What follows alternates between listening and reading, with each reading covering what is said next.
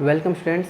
Set 2024 के question paper discussion में आप सभी का स्वागत है। आई होप आपने अपना सेट का पेपर बहुत अच्छे से दिलाया होगा।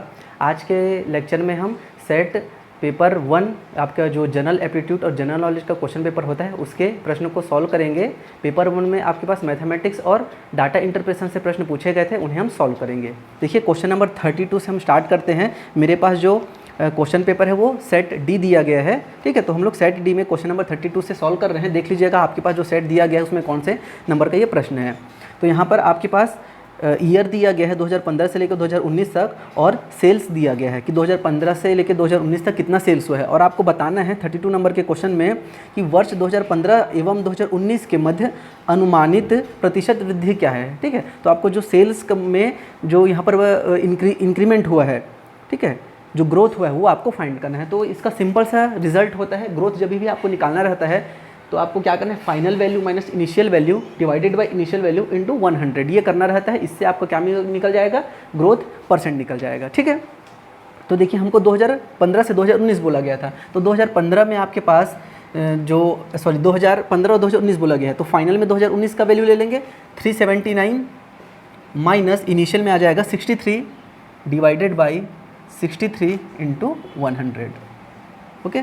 जब इसको आप घटाओगे तो कितना मिलेगा, ये 613 डिवाइडेड बाई 63 इंटू 100। अब देखिए जो आंसर दिया गया है वो अप्रॉक्सीमेशन में दिया गया है ना, तो इसमें एकदम आपको डायरेक्ट वैल्यू नहीं मिलेगा, ठीक है। ये आपको पॉइंट में मिलेगा, लेकिन वहाँ पर आपको अप्रॉक्स बताना है कि वो किसके करीब मिलेगा, जैसे कि 400, 500, 600 या 525। तो देखिए इसको आप क्लियरली देख सकते हो। अगर मैं यहाँ पर इसमें 3 कम लेता हूँ, 6 लेता हूँ, और इसको मैं 16 कम लेता हूँ, 300 लेता हूँ, तो ये मेरे को 5 बार में चले जाएगा, डिवाइड हो जाएगा। देखिए 5 बार में ये लगभग डिवाइड हो रहा है, मतलब 5 पॉइंट समथिंग आएगा, 5 पॉइंट, ये आपको लगभग 5.03 ऐसा समथिंग मिलेगा, ठीक है। और इंटू आपके पास दिया गया है 100, तो जब आप इसको गुणा करोगे तो कितना मिलेगा, ये 503, 502 या 504 के आसपास मिलेगा। तो ये अप्रॉक्सीमेट इसको क्या लिख सकते हो आप, 500% लिख सकते हैं, ठीक है। तो इसका करेक्ट ऑप्शन क्या हो जाएगा, ऑप्शन नंबर सी। देखिए कितना आसान रहता है, डाटा इंटरप्रेशन के क्वेश्चन हर बार पूछे जाते हैं और इतना आसान क्वेश्चन आया था। मेरे को लगता है कि हर बच्चा अगर इसको पढ़ा होगा तो वो उसको सही जरूर किया होगा, ठीक है। तो क्वेश्चन नंबर 32 का करेक्ट ऑप्शन हो जाएगा ऑप्शन नंबर सी, ये आपका सेट डी के लिए है। नेक्स्ट क्वेश्चन नंबर 34, देखिए सेम वही क्वेश्चन है, आपका ग्राफ सेम दिया गया है, बस आपको यहाँ पर दूसरा प्रश्न पूछा गया है।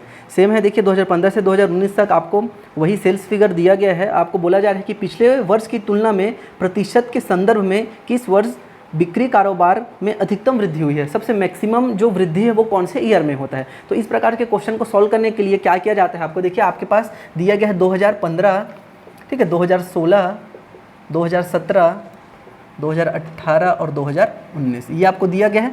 अब उसको ध्यान से देखिए आप, 2015 में जो मान है और 2016 में मान है वो इंक्रीजिंग है, ठीक है। 15 की तुलना में 16 में बढ़ा है, ठीक है। तो 15 से 16 को हम लोग लेंगे, ठीक है। 16 से 17 में वैल्यू डाउन हो गया तो उसको बनाने की जरूरत नहीं है, ठीक है। फिर 17 से 18 में ये इंक्रीज़ हुआ है और 18 से 19 में भी इंक्रीज़ हुआ है। तो हम लोग यहाँ पर जो ग्रोथ परसेंट निकालेंगे वो 15 से 16, 17 से 18 और 18 से 19 के लिए निकालेंगे। इतना ही बस का निकालेंगे और इन तीनों में देखेंगे कि कौन सा वाला वैल्यू मैक्सिमम आ रहा है, ठीक है। तो सेम वही फॉर्मूला हो जाएगा अपना ग्रोथ का, final minus initial divided by initial into 100, ठीक है। ये वाला फॉर्मूला लगाते हैं। चलिए सबसे पहले हम लोग यहाँ पर 2015 से 2016 के लिए सॉल्व करते हैं।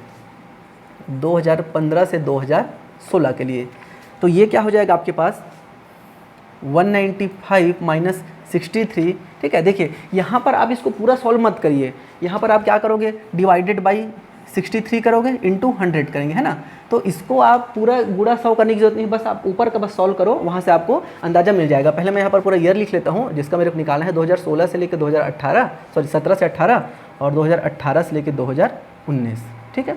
तो अभी अब ये 17 से 18 में कितना हो जाएगा, 253 माइनस 150 डिवाइडेड बाई 150 हो जाएगा, और ये हो जाएगा आपके पास 379 माइनस 253 डिवाइडेड बाई 253 इंटू 100 और ये इंटू 100, ठीक है। तो अब यहाँ पर जब आप इसको घटाओगे तो यहाँ पर आपको कितना मिलने वाला है, ये आपके पास 2 आ जाएगा और ये आपके पास कितना मिलेगा 32 डिवाइडेड बाई 63 इंटू 100, ठीक है। यहाँ पर जब आप इसको घटाओगे तो कितना मिलेगा आपको, ये हो जाएगा आपके पास 3 0 और ये 1 हो जाएगा, ठीक है। और डिवाइडेड बाई 150 इंटू 100, सिमिलरली इसमें कितना हो जाएगा, ये हो जाएगा आपके पास 6 2 1 डिवाइडेड बाई 253 इंटू 100। ठीक, अब यहाँ पर आपको कभी भी गलती से भी यहाँ पर 100 का गुणा उड़ा करने का काम नहीं करना है, आपको बस दिमाग लगाना है। देखो ये जो 132 है और नीचे में 63 है, इसको 132 लगभग 120 के आसपास में है और ये 60 है, तो 60 दूनी 120, मतलब ये लगभग 2 निकलने वाला है। इसका मान किसके अप्रॉक्स आएगा, लगभग 2 के आसपास आएगा, ऐसा समझो आप। ठीक है, ये कितना दिया गया है 100 और ये 150 दिया गया है। ये कितना है, लगभग 100 के आसपास में है और ये 150 दिया गया है। तो 100 और 150 मतलब कितना हो रहा है, ये 1/100 मतलब ये हो जाएगा आपके पास 10/15 मतलब 5। अब इसको डिवाइड करोगे तो 0 पॉइंट समथिंग में आएगा आंसर। ठीक है, इसको देखिए ये क्या है 126 है और ये 253 है, तो 126 को 120 मान सकते हो और इसको 240 मानोगे तो ये भी लगभग 1/2 के आसपास आ रहा है। तो इसमें भी वैल्यू आपका 0 पॉइंट करके आएगा, 0 पॉइंट समथिंग। तो ये जो दोनों दिया गया है इन दोनों में वैल्यू 0 पॉइंट समथिंग आ रहा है, बट ये एकमात्र ऐसा है जिसमें आपका वैल्यू 2 पॉइंट समथिंग आ रहा है। तो डेफिनेटली इसी में आपका सबसे ज़्यादा ग्रोथ मिलने वाला है। ठीक है, आपको पूरा सॉल्व करने की जरूरत नहीं, यहाँ पर पूरा अप्रॉक्सीमेशन में चलता है काम, आपको पूरा एकदम निकालने की जरूरत नहीं है, इसको बस आपको अंदाजा लगाना है। और डाटा इंटरप्रिटेशन में मैक्सिमम क्वेश्चन ऐसे ही होते हैं, आपको एकदम करीबी नहीं देगा कि एकदम 0 पॉइंट में आपको वैल्यू निकालना पड़े, ऐसा कभी नहीं आएगा। ठीक है, तो ये आपका 2 पॉइंट समथिंग आने वाला है, बाकी दोनों ऑप्शन 0 पॉइंट समथिंग आएंगे। तो मैक्सिमम जो ग्रोथ है वो 2015 से 2016 के बीच में मिलेगा। तो कब मिलेगा, वो 2016 में मिलेगा। ठीक है, तो इसका करेक्ट ऑप्शन क्या हो जाएगा, ऑप्शन नंबर बी 2016। क्लियर है। Next question number 35। अब आपको इसी ग्राफ में बताना है कि कितने वर्षों में औसत से अधिक वृद्धि देखी गई है। ठीक है, कितने वर्ष ऐसे हैं जिसमें औसत से ज़्यादा आपको वैल्यू मिला है। तो ये तो अगर कोई बच्चा इसको सिंपल पढ़ेगा तो भी इसको समझ में आएगा कि मेरे को औसत पहले निकालना है और औसत से ज़्यादा कितने बार मेरे को वैल्यू मिला है, ये आपको बस चेक करना है। तो औसत निकालते हैं, तो यहाँ पर देखिए एवरेज का फॉर्मूला, एवरेज हो जाएगा जितने भी आपके पास मान दिए गए हैं 63 + 195 + 150 + 253 + 379 और डिवाइड कर देना है उसको 5 से। ठीक है, इसको आप जोड़िए, देखिए कितना हो जाएगा, 9 3 12 और 5 3 8, मतलब ये 20 हो गया, 0। ठीक है, 2 बच गया, 7 5 12, 12 5 17, 17 और 9 9 7 16, 26 और 26 6 32 और ये कितना हो जाएगा, 1 मिनट सॉरी, ये 7 5 12, 12 5 17। ठीक है, 17 और 9, तो 17 और 9 7 कितना से 16, मतलब 26 हो गया। 26 और 6, 26 और 6 आपके पास हो गया 32, 32 और 2 34, 34 की 4, हासिल में 3 आ गया। अब देखिए 3 2 5, 1 6, 1 7, 7 और 3 10, तो ये 1040/5, तो इतना मिलेगा 5 दूनी 10। ठीक है, और 5 8 पंचे 40, तो एवरेज आपको कितना मिल रहा है, 208 मिल रहा है। तो ये आपका एवरेज है। अब आपको बस ये देखना है कि इस एवरेज से ज़्यादा कितने बार आपको जो मान है वो मिला है। तो 2018 को देखिए, 2018 में आपको 253 मिला था और 2019 में आपको 379 मिला था। तो ये 2 साल ही ऐसे हैं जहाँ पर आपको एवरेज से ज़्यादा वैल्यू मिला है। तो करेक्ट ऑप्शन क्या हो जाएगा, कितने वर्षों में औसत से अधिक वृद्धि देखी गई है, 2 वर्षों में दिखी गई है। ठीक है, इसी में ऐसा भी क्वेश्चन पूछा जा सकता था कि कितने वर्षों में औसत से कम दिखा गया है। ठीक है, तो कमी मिली है तो कम में कितना आ जाता, 3 आ जाता। ठीक है, तो इस प्रकार से ये आपके पास डाटा इंटरप्रेशन के 3 प्रश्न पूछे गए थे। बहुत अच्छे क्वेश्चन थे, बहुत बेसिक क्वेश्चन था। आई होप कि आपने इसको सही किया होगा। ओके, चलिए अब हम नेक्स्ट क्वेश्चन सॉल्व करते हैं मैथमेटिक्स के। चलिए नेक्स्ट क्वेश्चन नंबर 21 आपके पास दिया गया है। वैसे तो ये रीजनिंग का क्वेश्चन है। बोला गया है कि जो क्वेश्चन मार्क दिया गया है यहाँ पर कौन सा नंबर आएगा आपको बताना है। तो देखिए इन जो नंबर्स दिए गए हैं इनके बीच का डिफरेंस आप देख लीजिए। बहुत सारे तरीके होते हैं, कोई डिफरेंस होता है, कभी डिफरेंस कभी स्क्वायर होते जाते हैं, इस प्रकार से बहुत सारे तरीके होते हैं। इसमें बेसिकली मैं डिफरेंस देख लेता हूँ। जैसे इन दोनों के बीच में 10 का अंतर है। ठीक है, इसमें 10 जोड़ेगा तो 20 मिलेगा। 20 में मैं कितना जोड़ूंगा कि मेरे को 31 मिलेगा। मैंने 11 जोड़ा है तो मेरे को 31 मिल गया। अब ये वाला वैल्यू निकालना है। ठीक है, तो यहाँ पर अब देखो 56 में कितना जोड़ोगे कि आपको 70 मिलेगा। तो यहाँ पर आप 14 जोड़े रहोगे। तो क्लियरली ये दिख रहा है कि यहाँ पर आप 12 और यहाँ पर आप 13 जोड़ोगे तो दोनों वैल्यू मिला रहेगा। तो 31 में मैं 12 जोड़ूंगा तो मेरे को कितना मिलेगा, ये मिलेगा आपको 43, और 43 में 13 जोड़ोगे तो आपको 56 मिलेगा। और ऑप्शन में 43 दिया गया है। करेक्ट ऑप्शन क्या हो जाएगा, 43। क्लियर है। Next question number 22। ये तो मतलब इस क्वेश्चन पेपर का सबसे आसान क्वेश्चन है। आपको भिन्न दिया गया है, 4 भिन्न दिए गए हैं। आपको बताना है कि सबसे बड़ा भिन्न कौन सा होगा। तो भाई देखो नीचे में बेस सबका बराबर है। ठीक है, बेस नहीं, जो हर है वो सबका बराबर है, तो अंश में जो सबसे बड़ा होगा वो सबसे बड़ा वैल्यू मिलेगा। तो क्लियरली दिख रहा है 19/23 सबसे बड़ा वैल्यू होगा। ठीक है, एटलीस्ट इसमें ऐसा देना चाहिए था 23, 24, 25, 22 ऐसा करके नीचे का देता तो उसमें थोड़ा सा दिमाग लगाना पड़ता। ये तो क्लियरली दिख रहा था। ठीक है, तो ऐसे एकदम इसको लड्डू क्वेश्चन बोलते हैं ना, इसमें को तो गलत करना ही नहीं है।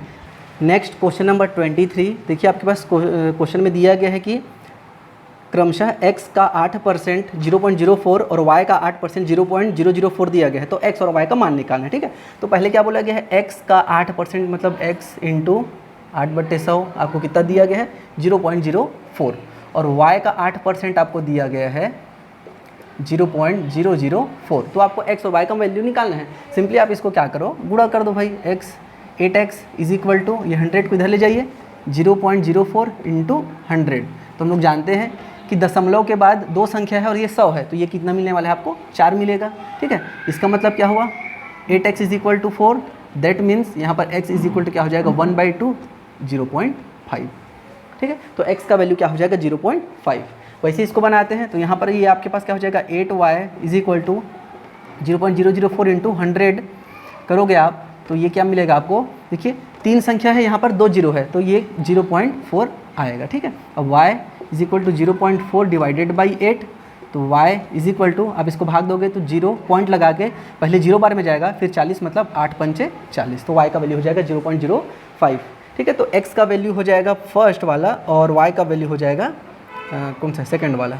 तो फर्स्ट और सेकंड मतलब करेक्ट ऑप्शन हो जाएगा ऑप्शन नंबर सी। क्लियर है।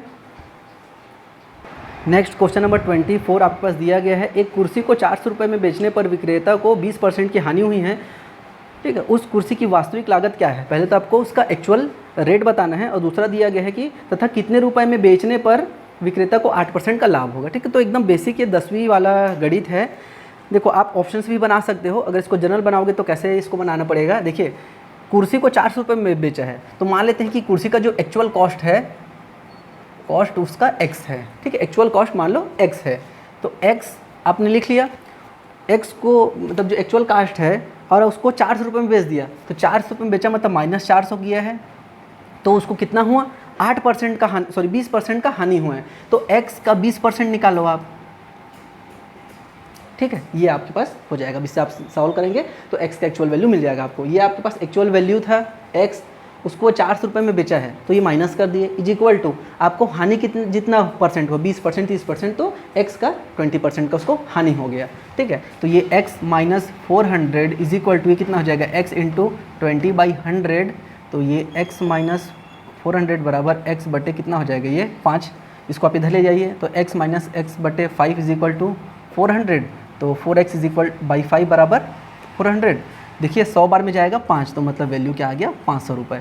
तो जो चेयर का जो एक्चुअल वैल्यू हो कितना होगा 500 रुपीज़ होगा। अब इसको आप क्रॉस चेक भी कर सकते हो। भाई देखो अगर आपने 500 रुपये का कॉस्ट का कोई चीज़ था, ठीक है, किसी भी चीज़ का चेयर का जो कॉस्ट है 500 रुपये था, अब उसने उसको 400 रुपये में बेच दिया, तो 400 रुपये में बेचोगे तो कितना हो जाएगा -400 बराबर 100 आया।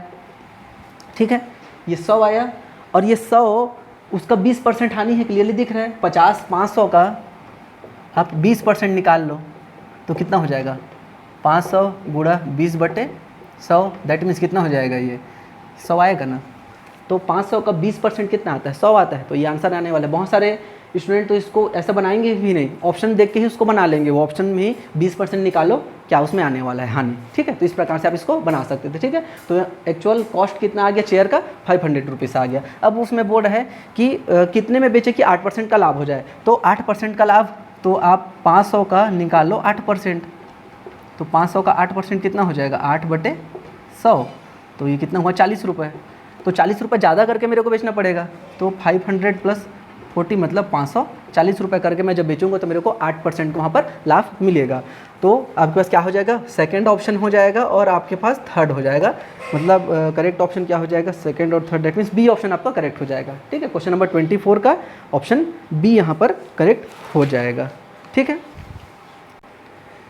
नेक्स्ट क्वेश्चन नंबर 25 आपके पास दिया गया है। देखिए x/y बराबर 2/3 आपको दिया गया है, x/y का मान दिया गया है 2/3। ठीक है, तो स्तंभ 2 और स्तंभ 1 के अनुपात को सुमिलित करना है, ठीक है। तो अब आपको स्तंभ ए में कुछ मान दिया गया है और स्तंभ 2 में, तो आपको मैच करना है कि किसका आंसर क्या होने वाला है, ठीक है। तो ए को देखते हैं। ए में आपको फाइंड करना है 2x बाई वाई, ठीक है। 2x बाई वाई का मान कितना होगा आपको निकालना है। तो यहाँ से भाई देखो मैं क्या करता हूँ, मेरे को क्या निकालना है 2x बटे वाई। तो क्लियरली मैं इसी में अगर 2 का गुणा कर दो दोनों पक्षों में तो क्या मिलेगा मेरे को 2x by y is equal to 4/3। दोनों पक्षों में गुणा कर देना, ऊपर में गुणा हो जाएगा तो कितना मिला 4/3। तो 2x बटे वाई का मान कितना आया 4/3। तो ए कहाँ पर मैच हो जाएगा आपका, ए मैच हो जाएगा थर्ड में, ए मैच हो जाएगा आपका थर्ड में, ठीक है। तो अब आपको आगे सॉल्व भी नहीं करना है, डायरेक्ट मार दो, ऑप्शन बी करेक्ट हो गया, ठीक है। आगे का तो सॉल्व करने की ज़रूरत भी नहीं है। मैं पहले भी आपको बोला था जब मैथ्स का हम लोग वीडियो लेक्चर बना रहे थे तो कि कई बार ऐसा होता है कि एक ही ऑप्शन से सारे चीज़ बन जाते हैं, ठीक है। फिर भी चलो इसको हम लोग आगे बना के देखते हैं। बी बोला है आपको 3x बाई वाई, तो आप इसमें क्या कर दो 3 का गुणा कर दो, ठीक है। ये आपको दिया गया, इसमें आपको क्या करना है 3 है ना, तो 3 का गुणा कर दो। 3 का गुणा करोगे तो ये 3 और 3 कैंसिल, मतलब कितना आ जाएगा 2। तो इसका वैल्यू कितना आ जाएगा 2। तो ये कहाँ मैच हो जाएगा ऑप्शन नंबर 1 में, ठीक है। क्लियर है। चलिए सी को बनाते हैं। सी में आपको 3x plus 2y by 3x minus 2y का वैल्यू फाइंड करना है। तो देखिए यदि मैं इस वाले इक्वेशन में ऊपर से y को कॉमन निकाल लेता हूँ तो मेरे को क्या मिलेगा 3x बाई वाई प्लस 2 और ये हो जाएगा y निकलने से 3x बाई वाई माइनस 2। अब देखिए यहाँ पर मैं 3 को जब इधर ट्रांसफ़र करूँगा तो 3x by y is equal to मेरे को कितना मिलेगा 2। तो यहाँ पर मैं ये y और y को पहले कैंसिल कर दो तो इसकी वैल्यू है 2 plus 2 divided by 2 minus 2 that means 4/0। तो ये तो ऐसा आ रहा है, लेकिन इस प्रकार का तो कोई सा भी ऑप्शन हमको दिख नहीं रहा है। ये 4/0 तो है नहीं कहीं पर। तो या तो मैं कहीं कैलकुलेशन में मिस्टेक कर दिया हूँ या तो ये एक्चुअल में क्वेश्चन गलत है। अगर देखिए अगर ये आंसर आ रहा है और ये ऑप्शन में नहीं है तो हो सकता है कि व्यापम द्वारा इसको विलोपित कर दिया जाए, लेकिन ये बहुत अच्छा और आसान क्वेश्चन था, आप 1 नंबर आराम से में पा सकते थे। तो ये जो क्वेश्चन नंबर 25 है या तो इसको व्यापम के द्वारा विलोपित किया जाएगा या तो ऑप्शन बी को करेक्ट ऑप्शन लिया जाएगा, ठीक है। यदि इसको विलोपित कर देंगे तो सारे बच्चों का 1 नंबर का जरूर लॉस तो होगा, और अगर करेक्ट करते हैं तो बच्चों का इसमें फ़ायदा होगा। देखते हैं व्यापम द्वारा क्या आंसर लिया जाता है। तो ये था आपका बेसिक रीजनिंग और मैथ्स के क्वेश्चन का सॉल्यूशन, ठीक है। नेक्स्ट वीडियो लेक्चर में मैं टॉपिक वाइज आपका जैसा सॉल्यूशन कराता हूँ सेट के प्रीवियस ईयर क्वेश्चन पेपर को, वैसे ही इसका भी मैं टॉपिक वाइज लेके आऊँगा। रियल, लीनियर और आगे जो आपका कॉम्प्लेक्स मॉडल होते हैं उनके भी प्रश्नों को सॉल्व करेंगे हम लोग, ठीक है। बहुत सारे स्टूडेंट्स अभी एक्सपेक्टेड कट ऑफ सोच रहे होंगे कितना आ सकता है, क्या आ सकता है। तो अभी आप एग्ज़ाम दे लिए, अभी आप थोड़ा सा चिल करिए, ठीक है। जो क्वेश्चन पेपर आए हैं उसको आप देखिए कहाँ पर आपने मिस्टेक किया हुआ है, और हो सकता है कि सेट का पेपर फिर से हो, ठीक है। क्योंकि असिस्टेंट प्रोफेसर का जो एग्ज़ाम है वो डेफिनेटली 2025 के एंड में होगा, और अगर 2025 के वो एंड में होगा तो आपके पास एक मौका तो और मिलेगा सेट के लिए, एक बार तो डेफिनेटली पेपर लिया जा सकता है। तो आप नेक्स्ट सेट की प्रिपरेशन करते रहिए और इसको भूल जाओ कि इसका कट ऑफ क्या आने वाला है, कितना आने वाला है। ये जब आंसर आएगा फाइनल आंसर की और रिजल्ट आएगा तभी पता चलेगा। अभी मैं कुछ भी बोल दूं कि सर इतना नंबर आने वाला है तो उससे कुछ होने नहीं वाला है, ठीक है। तो आप इसको भूल जाइए और फिर से तैयारी पे लग जाइए नेक्स्ट सेट के प्रिपरेशन के लिए। Thank you.